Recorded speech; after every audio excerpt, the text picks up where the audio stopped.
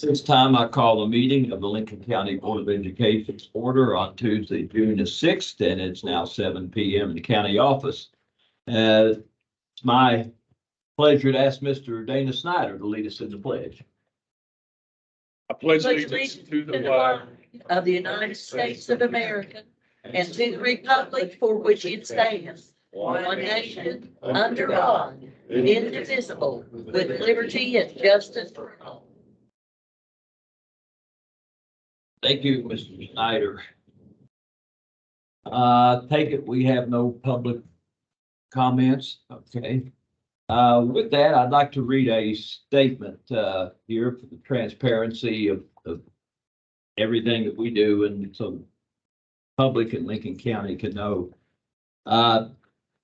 We had representatives from this office meet with the school building authority today, and during that meeting, a brief overview of the Duval/Midway school was provided, discussing the early site selection process through the recent bidding on May the 18th. At this point, the project is over budget by $14 million, and the school building authority does not have funds to supplement the overage. It was decided that the design team would reevaluate the building and placement on the site to determine if cost savings can occur.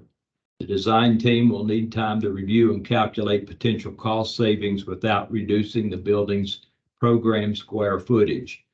Last, at this point, the new Duval PK8 project will not be awarded to the low bidder, and at some point down the road, it's going to be rebid again. So. With that, we've got recognition of students. Autumn Vance, the Young Rider County winner. Dr. Rhonda Kersey, I believe, is going to. This is recognition take two. Put this on. Last week, when we had the other recognition for the other students, we had so many graduations going on as well as award ceremonies going on that we weren't able to present to everyone.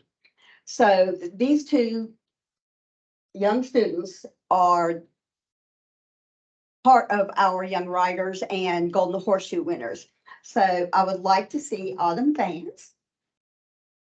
She is our 5th grade winner from West Hamlin. Thank you so much for all you do. And congratulations.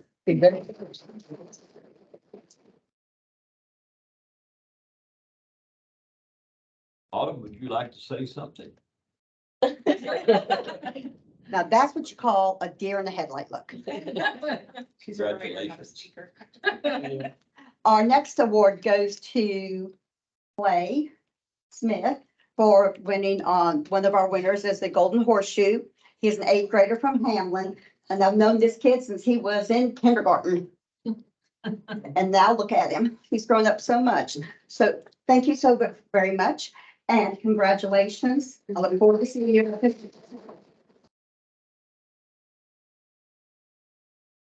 Would you like to say something? Yeah.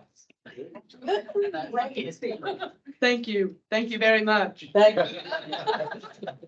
I can tell you, Clay, I know your grandpa. I eat breakfast with him about every morning, and he's told me at least 4 or 5 times about you winning this award. So he's very proud of you. So Clay and Autumn, we congratulate you all very much, and thank you for coming and sharing that with us tonight. We have presentations and reports. Mr. Donnie Adkins from the Football Boosters organization. I think that's correct, isn't it? Yes, sir.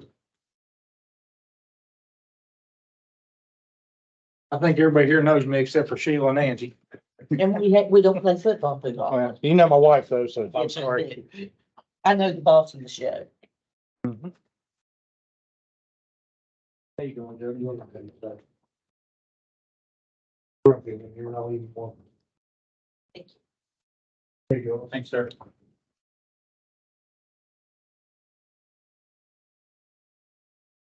All right, my name is Donnie. I'm Vice President of the Football Boosters. I'm here today to talk about the concession stand and the role the Boosters play for the football team. First of all, we provide the team, we pay $1,600 for the Huddle program. That's where they download it to the phone. Coaches can upload videos, they can watch it, they can do highlight reels for colleges. They do all that with that. And we pay for that $1,600 at the beginning of August every year. If you don't pay it, you don't even get to watch it because the other teams upload their stuff to it, and you can watch their games too. So then, it breaks down the film play by play. Then we also pay half of the fireworks for homecoming or senior night, depending on when the company can provide them. We also pay the fire marshal permits $100 to set them off. We organize groups and feed them. We organize groups or individuals to feed the team and coaches, cheerleaders, approximately 75 to 100 people. In the event that we cannot find someone, the boosters pay for food and drinks, so we have it catered to them. Because you can't send these kids to play a football game on an empty stomach. Every game, do you all do? Every game, even Oh, home or away, they get fed one way or another. Parents provide snacks, bags, supplies for the bags for after the game. We also feed them after the game. We give them 2 peanut butter sandwiches to build back up their everything, plus drinks, water, Gatorade, gummies, nuts and stuff like that, just to help them get their energy back. Also provide bananas and stuff like that to keep them from cramping, because after a football game, you cramp up so bad, it's not funny. I mean, you know, I mean, you've been around as long as I have, or longer than me, really. We also have a washer and a dryer over at the field that me and my wife wash every uniform after every game. Wash them, dry them, and hang them back up in the locker rooms for the kids, so they don't ever have to take them home and do them. That way we don't lose nothing. That way you don't have to rebuy it, because it never leaves the field. So we would have to have a place to store that until our new field is built, or until our new concession or locker rooms are built, because otherwise we're not gonna be able to do it. And then it takes a chance of losing stuff, not getting it back. And trust me, it happens. You can ask Brad back there. How many did you lose last year, Brad? 3 jerseys out of 60. So that's not a bad loss. I mean, honestly, if you think about it. We also run concession stand. That money is made during the games. We pay for the team. We pay items for the team. The parents don't work concessions. So what we do is we ask groups within the school, if they want to work concession. We pay them $300 a game. And just like cross country last year, they have no way of making money because they don't do concessions. They don't pay to get in to watch it. They don't make no money. So we offered them 3 JV games. They made $900. That paid for all their fees for the rest of their season. They didn't have to worry about it. We offered cheerleaders, softball, basketball. Anybody who wants to work it in the school group can come in and work for $300. To me, that's helping everybody in the school. Do most of them come and? 99% of them show up. We That's never, good. I mean, they do because they want that money to help their Yeah, kids. it's a good way to have it. So, and if, to see, that's really the only way we have money to make for the team, unless we do car washes and hot dog sales and stuff like that. And it's hard to get boys to do hot dog sales and car washes. Trust me. So if we don't have a concession stand over there, it's gonna be hard for us to do this for these kids. Which I've been talking to David, I've been talking to Dana, and we can work together and figure out a way for us to do it, because these kids need this stuff. I mean, I don't know what else to do. I mean, we also have a deep freeze over there that we had stuff in for this year coming up. It was already frozen. But somebody went in and unplugged it. So now we've lost everything. We got to replace all that. They also unplugged our freezer, our refrigerator. We lost everything that was in the freezer and refrigerator there. We got to replace all that. So, I mean, that's what I'm saying. We need somewhere to store all this stuff until our new field or concession stand is built over here. So what I was thinking was if we could just get like a 10 by 20 building, use it for a concession stand on a permanent foundation. But when they're done with that and you want to build a concession stand, take that building and use it for storage, put all of our stuff in, like helmets, shoulder pads, equipment, whatever we need storing, we can store it in there and not have to worry about keeping it in the locker room. Be a whole lot simpler. I mean, I'm trying to get donations now to do that. I was in contact with the First and 10 Foundation, Chad Pennington. So I'm trying to help get money to raise for it. What size did you say you need? A 10 by 20 would be plenty big enough. So you could, I wonder if you could use those storage, containers. As long as we could get windows where we can serve food out of them, I've got generators at my house if I need to bring generators to use. So that wouldn't be a problem. But that's my biggest concern is I want to still do this for these kids. Cause I don't even have a kid playing no more. This is my 10th year. But I feel these kids deserve to have the best of everything. Have a chance. Yeah. And I gave you all a list of what we spend money on every year. So, I appreciate you guys. Well, we appreciate you. This, Dolly contacted me after the meeting was it last week, 2 weeks ago? 2 weeks ago. When we were discussing one policy on, I forget, 7510 or whatever that was. Yeah. And I had off the cuff said something about food trucks, and the light went off in Donnie's head about, wait a minute, that's our revenue. Anytime you do one thing, it affects something else. And I've assured Donnie that we'll find a way for that. He's not going to take a $10,000 hit this year. It's always about money. And the thing about that field over there is I have, and I'm sure the rest of these members have, received a lot of criticism about jumping on that field and doing that. And I said, why do you want to do that? So, well, you know, young people and people who have kids, you got to have something in your community for people to settle and raise their children in the community. I know a family member of mine who took his kids, sold his place at West Hamlin, took his kids and moved to Barbersville because they had better football facilities and better football programs and things of that nature. We have to do something in the recreational part of our county. That field, it's a start. I don't think any of us here thought we were going to have it completed the first year. This is probably a 3 or 4 year project before it's actually completed. It's not going to be convenient. Right now, we don't have enough bleachers. We don't have dressing rooms. We don't have concession stand. We're going to have lights in the field right now and probably 1,000 bleachers over there. We want more. Hopefully we can get, we're all trying to find money to make that happen. But you got to start somewhere. That project is for all the students in Lincoln County, from Alum Creek to Woodville to Harts to Salt Rock, West Hamlin. That's a county project. It's not localized in one particular area. We're dedicated to make that work. We just keep asking the public to bear with us as we go through these growing pains. The long range thing is, once that facility is done, I'm hoping that kids will want to play there instead of transferring somewhere else. I've been a big proponent of this Little League program over there. Laid aside that my son's heavily involved in it, but that is instrumental in having programs to get kids to stay in our community. Without kids, we lose funding. We continue to lose funding. We lose teachers, personnel. We're bare bones. We've got to promote our county, and the way that I see it done, and I think the other members, is that recreation is a key part of that.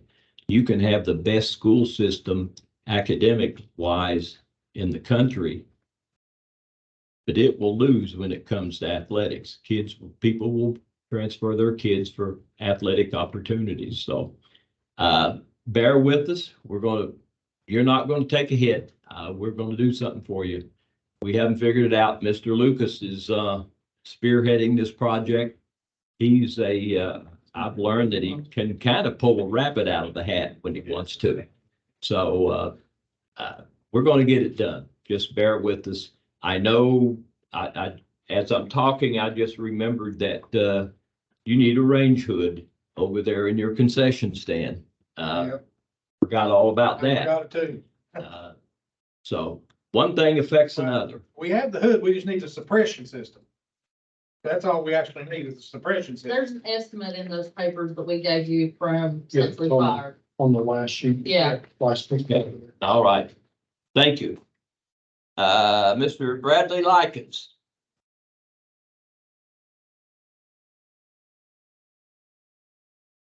Nobody happier to see that field than me. I can promise you that. Why would that be? Because I love to coach those boys for sure. And they deserve it as hard as they work. The Magic League program too. My oldest 5 years old. Keep telling him, you don't have to play football because daddy coaches football. He said, Daddy, I'm playing football. He said, well, what are you gonna do when one of those big boys knocks you down? So I'm gonna get back up and knock them down. All right. Must get that from his mom, absolutely. So anyways, I'm here, this evening, while my practice is going on, but I'll be back in time, I think, 7:16, I'll make it back. I was asked to put this policy together and to bring it before you guys so that you can, review it. And what this is for, this is not, to get rid of PE, because I'm certified in PE. I wouldn't want to get rid of something like that. This is so that we can implement other classes such as maybe like weightlifting or something like that and give kids another an elective class to help, our kids to take more of a variety of classes. So I put this policy together. Ms. Smith helped me a little bit. We sat down and went through the amount of hours that we feel that our athletes and band members spend in their craft during the summer and during the season. So another policy that I found similar to this one was in Hampshire County, and they use this so that they can lower their PE numbers a little bit so that they can offer another class like weightlifting, something like that. So if you read it, if you look at the policy, extracurricular / interscholastic physical education is defined in policy 2510 as the utilization of a sport or physically active extracurricular interscholastic activity to fulfill the one PE credit requirement. So everybody in high school, we all know they have to have one PE credit. So with this is a non-graded course.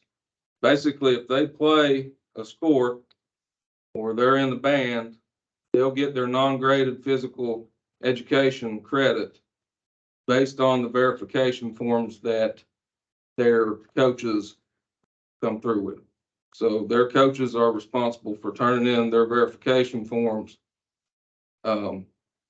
if they so completed their season and they chose. Directors too, the band directors and the other people. Yes, if the kid comes in and they choose that they don't want to take PE, that they want to be in, weightlifting or something like that, then they will get verification forms for their parents and for their coach or their band director.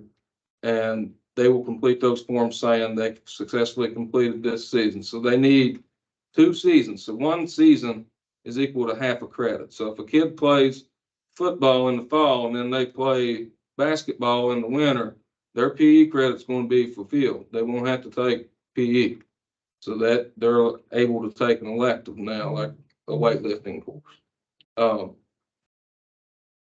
If they don't complete it by the end of their junior year, then they are enrolled for their senior year in physical education, traditional physical With education. band, they do the band the whole year where they get a half credit one semester and a half credit the other, so they Yeah. get theirs. Yes, Okay. they would get half credit for fall and then half And then credit so for they can spring. work on, they could have their. Yeah, because they have their winter band season and their concerts Their and those spring and things. everything, Yeah, yeah, yes. thank you, Thank you, guys. thank I have a you. couple of questions. Yes, sir. Talk to me about, if I take this class and it's non-graded, how would that impact or does it impact GPAs?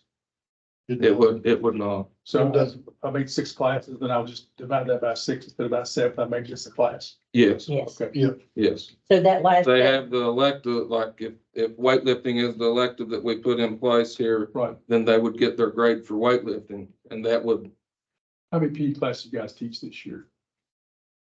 Coach Plumley has 6.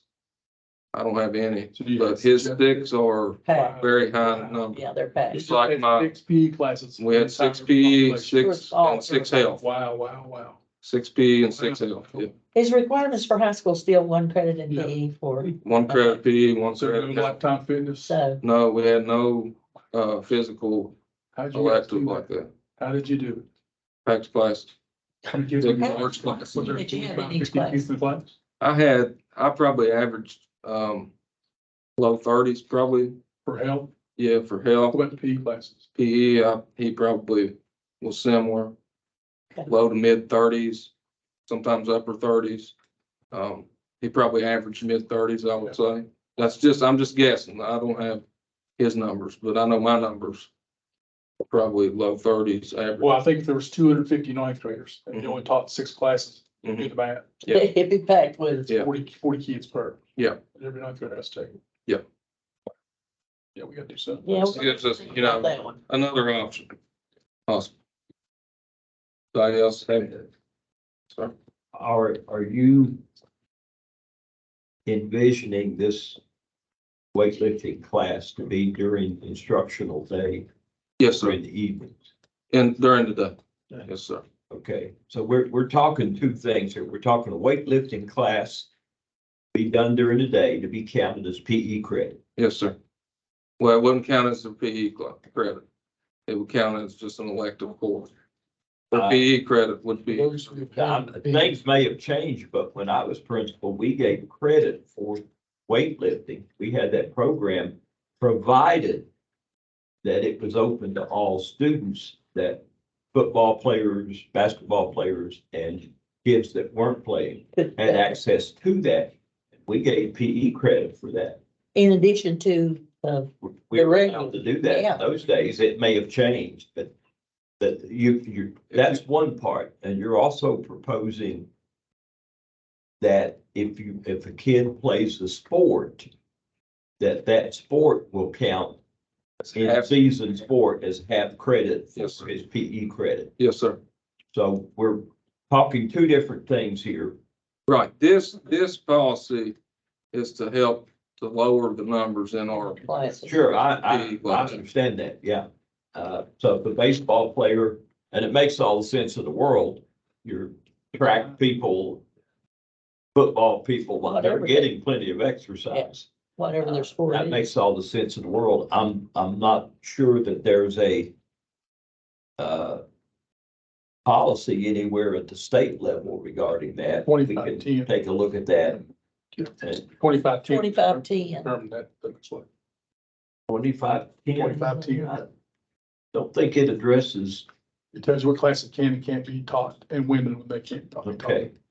25-10, we need to check that out. Makes all the sense in the world to me. the, By doing that, it lowers our numbers Mhm. for the phys ed teacher. Yeah, for classes and. The way, the way that I read in that same section of 2510 there, it kind of goes into like if you offer an alternative course to PE, it would have to be accompanied by the virtual course, and there would have to be a teacher monitoring How that do you West do a Virginia, virtual PE? what, through the West Virginia State, the West Virginia Website. PE virtual website. Yeah, They would have to get a grade from that virtual course to go along with. Okay, all right. Thank you, Mr. Light. Thank you. Sir, yeah.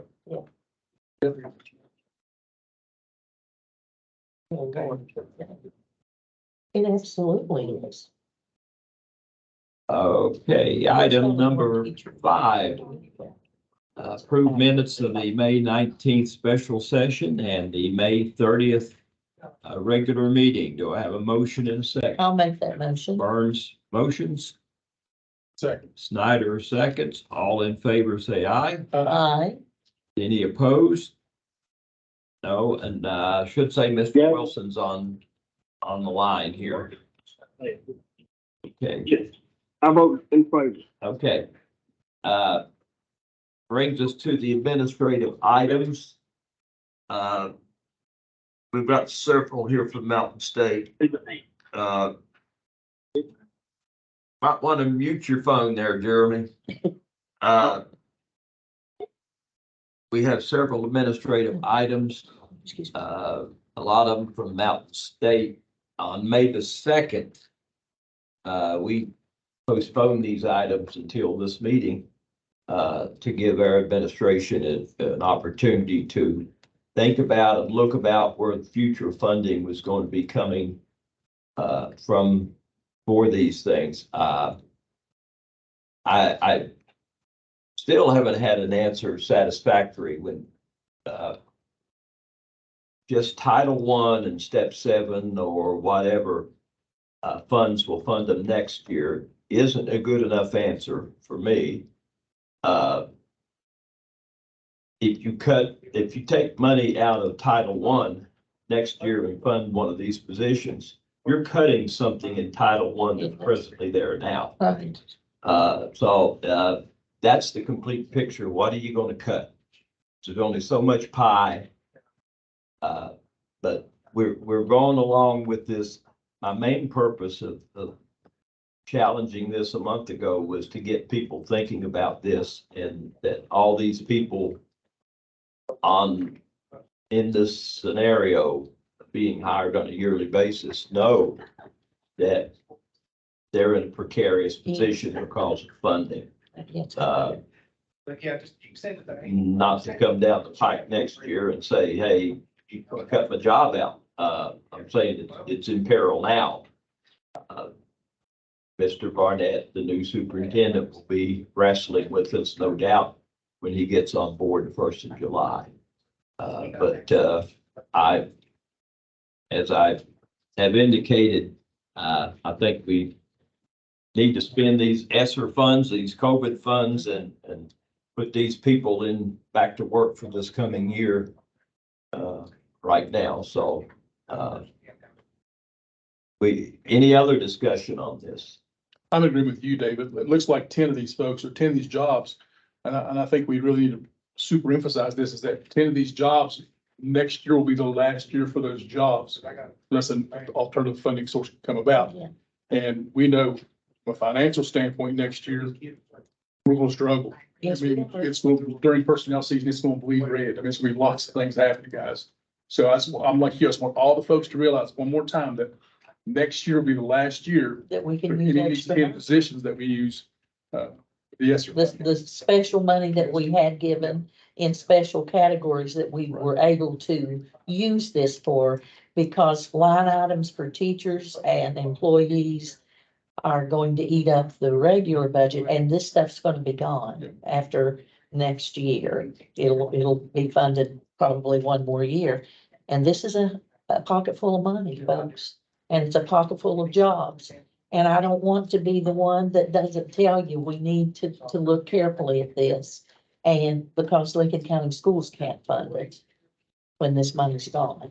And it would not be too fair or right for us to pick and choose which ones we can fund. So we have to be careful and acknowledge this may be the last year for these positions. And Mr. Barnett, the new superintendent, also to wrestle with how do you provide the services without these people. That's right.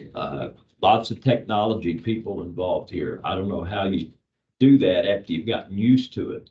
And if I understand right, we have a lot more technology needs because of the COVID. We bought technology, we've done different things. So Mr. Barnett's got his hands full to iron this out coming up. Any other discussion on the administrative items other than on, that's an after the fact posting? Yeah.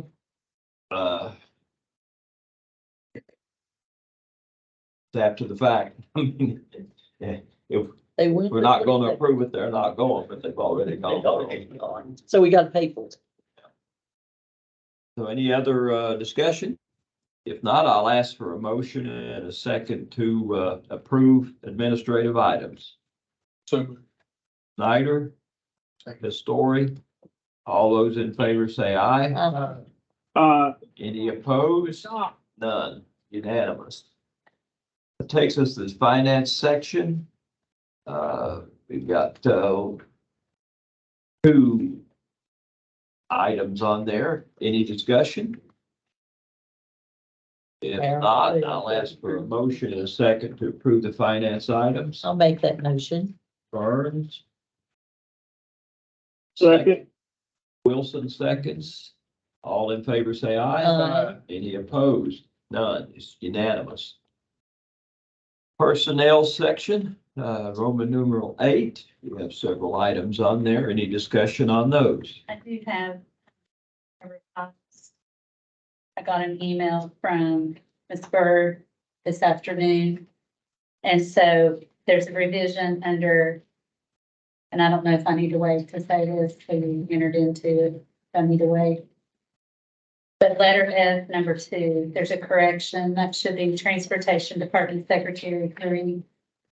Okay. Right here. Under A, F, Transportation Department Secretary. yeah, that should be. It's on that first page, I think, Dave. Okay, Flip this. I don't have it because that's just an addendum on that one. Well, Okay. let's see, this one's still, yeah. I got it. there. Okay. So F, number 2, that should be Transportation Department Secretary 3. Okay. All right. And then under section H, item 8, Item 8. yes, Okay. is asked to please strike that at the request of the principal. Okay. So that's under section H, item 8. Any other discussion? Not, I'll have a motion in a second to approve the personnel items. So, The story motions. second. Snyder seconds. All those in favor say aye. Any opposed? That's unanimous. Okay, we will be going into executive session, but I've got a couple of things before we do that, of the comments and concerns. First thing up is social workers. Do we have any movement on the social workers? I do, I've got Mr. Gaines, he's been on that, so. he's- Okay, Mr. Gaines, be kind enough to come forward. Mr. Gaines? Just pass that. Absolutely.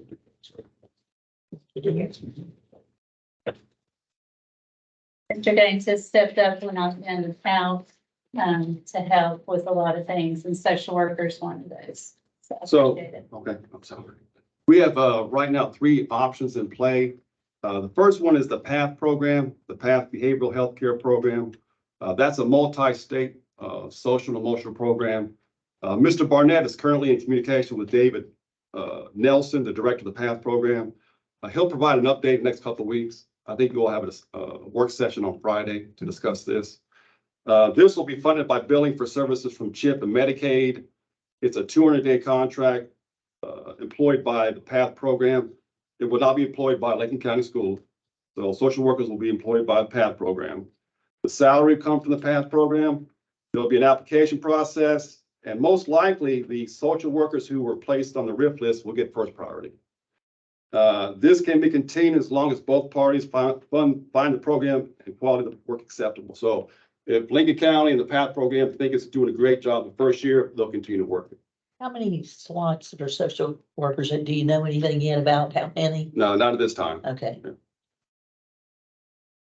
Any more questions about the PATH program? Like I said, Mr. Barnett will be here to discuss that in great detail. Number 2 is the Bipartisan Safer Communities Act grant. I submitted that May 26th. It's a healthy schools grant. It's $500,000. The federal government has given the state of West Virginia $5 million. There's going to be 10 $500,000 grants for different counties. So we're hoping to get one of those grants of $500,000. If we do that, we'll get, be able to fund. out of 55 counties. Yeah. Yeah. So it's a very competitive grant. Like I said, I submitted that May 26th. If we do get that grant, it'll fund 7 or 8 social workers. So we'll be able to hire back pretty much most of the guys that, we had to lay off. Is there a time frame for that Yeah, grant? do you know Yeah. when? Yeah, by the end of the month, We'll June. talk about how long, if we would get the grant. It's a 3-year. 3-year grant. contract. Yeah. But we'll know by the end of June of We this we month? think so. I contacted the State Department this morning to hope for a quicker answer. So, but I think by the end of the month, Thank you. because that's when all the other grants are due in terms of submitting those to the State Department. The last one is the Project Aware Grant. Dr. Kersey submitted that last month as well. It promotes healthy social and emotional development. It's funding for 10 social workers, an SRO in each school. That's a police officer in each school.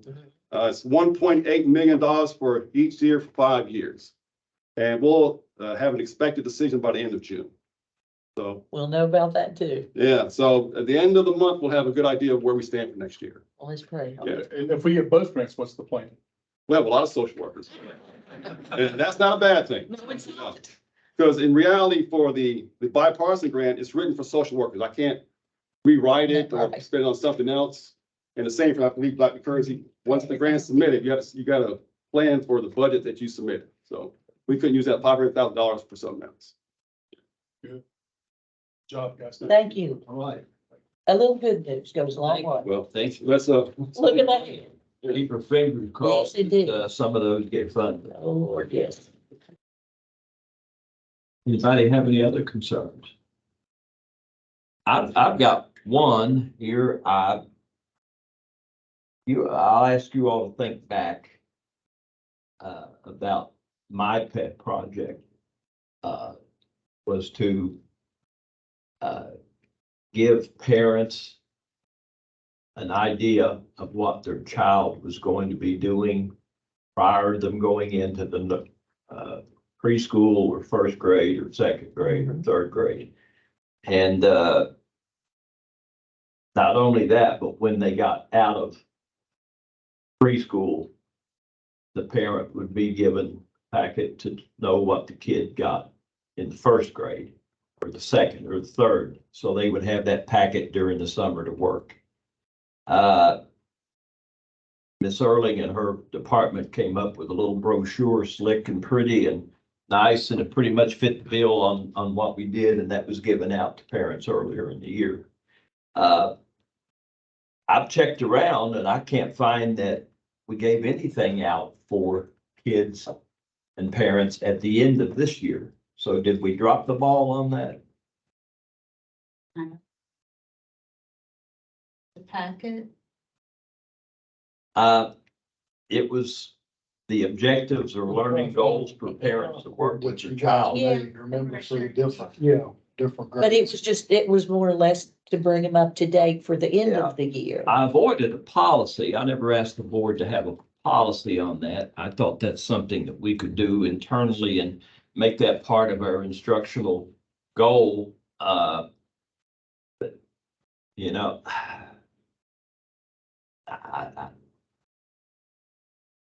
well, just check on that for Once you put it on next agenda for next year to make it a policy, because anything that is not verified is probably. I just can't. I'm just speechless, and that takes a lot to make me speechless that we didn't follow through on our learning objectives or provide Because we didn't make it a information to instruct our students on during the summertime. It's because we didn't make it a policy. Well, you're right. I hate to put everything in policy because when you got a lot of That's why we're policy, you here. really You don't don't have read any. You don't read. We're So, policy but makers. it's obvious that we're not being paid attention to as much as we should, I think, so. I'll have it on, if not the next agenda, certainly the one after, and I'll discuss this with Mr. Barnett, so he'd know clearly what we're talking about. Are we gonna try to meet the 20th or not?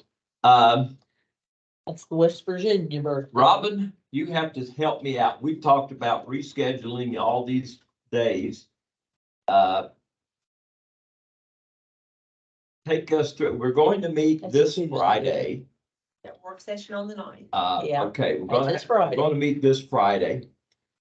And we probably will need to meet next week, Next folks, Tuesday. because, Yeah. and here's the reason why, is Mr. Brumfield leaves next week Yes, he sometime. does. He's our personnel director. Our HR director has left. After Mr. Brumfield leaves, we're sitting here without personnel director. To do Anybody any in fact, hiring or in anything. we don't have Anything. anybody handling personnel. We need to be able, I went back and looked through our job descriptions. We do not even have a job description for a personnel director or an HR person. We don't have those people. So we need to be able to have a job description and advertise that job. We've got to approve the job description first and then have Advertise. it out to advertise. We need to do that as soon as So many days possible. for them to apply for it. Turn around, advertise it for 5 days, Yeah. see what we can get. And that's gonna take us We 5 need more days. somebody on board no later than July 1st. Well, Could we get a job description by the 9th? At least to look at that. to look at, Well, no, we can't because the 9th, all these, you gotta have 3 days notice to have something on the board to be able to. Okay. Run that, correct? Not for special, Not not for for special, special. not for special. It's 2 days. so we could do it, so we could get that done in 3 days. Yeah, I went ahead and sent the agenda out tonight. But we can revise it or whatever tomorrow. And add to, Okay. We can do that. We can act on that on Friday if we can get Job description. a job job description. personnel director. yes. I will get a hold of Mr. Barnett and, have him call you all and talk with you all about that and, you know, you know, he needs to be on this process too, but we need to Probably. act and get that done. Yes. So we're gonna be hampered if we don't have a personnel director or someone doing personnel. They don't have to necessarily have that title, but they've got to be doing it, know what they're doing. After one of their jobs. So, we'll have that on the agenda for Friday, but we've got the meeting on Friday. Now, 9 o'clock then. we have canceled the June 20th meeting because that's a holiday, correct? Yes. And it's we've West Virginia's decided birthday. not to have a meeting that week. Is that what we decided? I think that too, the next week. You talking about the July? We, 4th? June, No, no, June June the 20th, 20th, West West Virginia's Virginia. birthday is, and that's our meeting that day. That's our meeting night, so if you all want to have a meeting later in the week, we can, or, We need one, I think. Maybe we need one day with so much going on. Maybe we do. I'm available. Doesn't matter. I'm available. Me too. I mean, you know, I just, My life's so boring. he is going to get run over with a car. we can have it on Thursday, the 22nd. Well, let's have this meeting on Thursday. Yeah, that would be okay. 22nd. Okay, If we don't have the need for it, I feel like we're kind of pushed on time and got to get lots of things settled here. would that be a night meeting, Quick. Dave, at 7? Let's schedule a meeting for the 22nd of June, Thursday at 7 p.m. Okay, And our standing meeting, the next one is 30. June June 30th. 30th. June 30th. Okay, that's a statutory meeting that we've got to have, or financial meeting on June the 30th. We're having that one at 1 p.m. in the afternoon. It's on a Friday. Mhm. Okay, that brings us to the July meeting, which falls on July 4th, which is Tuesday. So we'll push that to July 6th. Okay, And that's the meeting that Mr. Barnett will be sworn in. hiring his assistant superintendent. We need to get that done as quickly as possible. So we've got a crowded meeting going on. So We can do it. anything else? Schedule a meeting. If that's all, I'll entertain a motion and a second to go into executive session, discuss disciplinary action, I'll second it. Let's discuss this. I'll second. story motions. and Burns second. All those in favor say aye. Aye. Any opposed? None? All right, we're now adjourned to go into executive session. Okay.